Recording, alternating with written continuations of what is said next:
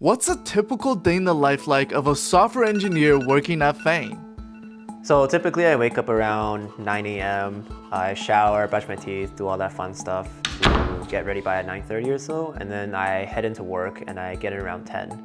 So the good thing about Seattle is that unlike the Bay Area and New York, it's a really compact city, so it doesn't take that long to get to work.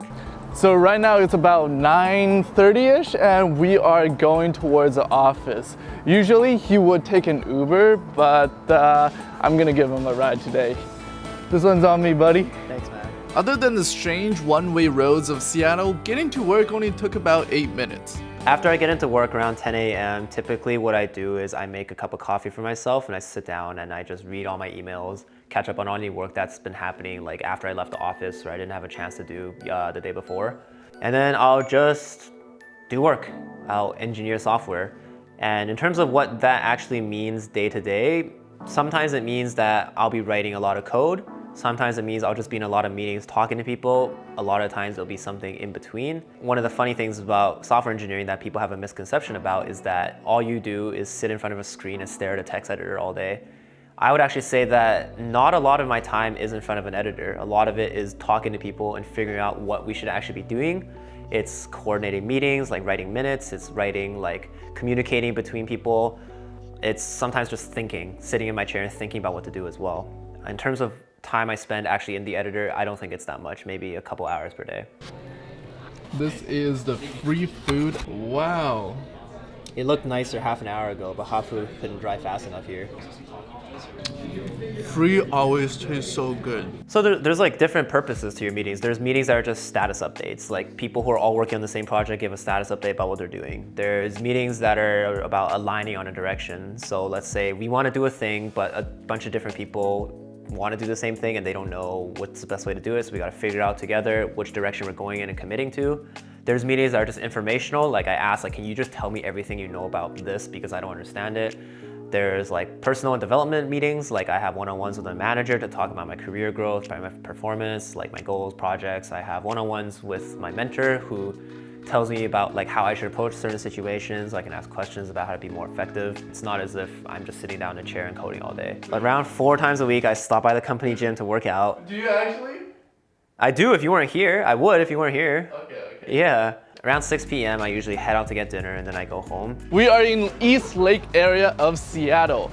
Korean barbecue grill. To Jeff Bezos. Jeff Bezos. We waited like an hour just to get this, but I am so hungry and that looks way better than I expected. Personally speaking, the thing I dislike the most about Seattle is how it's very much a tech city. So the most common profession that you'll see here is software engineer, especially if you are a software engineer. That's kind of what your social circles naturally form. The most interesting thing is all the people here are from Amazon, and that's most of Seattle's population, honestly, because all the tech companies are headquartered right here. And while there's like nothing inherently wrong with software engineers, it does make me miss the variety of when I was in college. I knew a lot of people from all sorts of different backgrounds with different dreams and aspirations and all that stuff.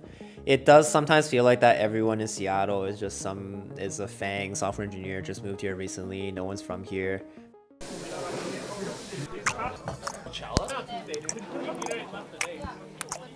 And after I get home, typically I don't do any more work, but if there's something I really like have on my mind, I have the energy still, maybe I'll write some more code that I didn't get to during the day because I had meetings. The nice thing about working as a software engineer is that it's very flexible and you can kind of do work whenever, wherever.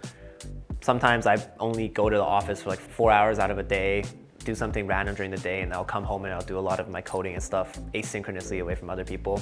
So it's nice to have that flexibility. A lot of the other times I'm just playing video games or I'm just hanging out with people or just doing something to kill time, especially in Seattle where it's really cloudy a lot of the times. It's hard to have a lot of energy to be like super peppy and go out and do a lot of high energy activities. Oh, I guess some other things that I do after work is sometimes I go play volleyball, piano lessons or dance classes, or I'll just watch Hafu Go vlogs on YouTube.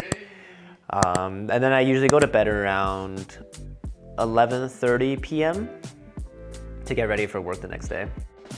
And that was a day in the life of a software engineer. Click subscribe and watch the next video of how much they get paid.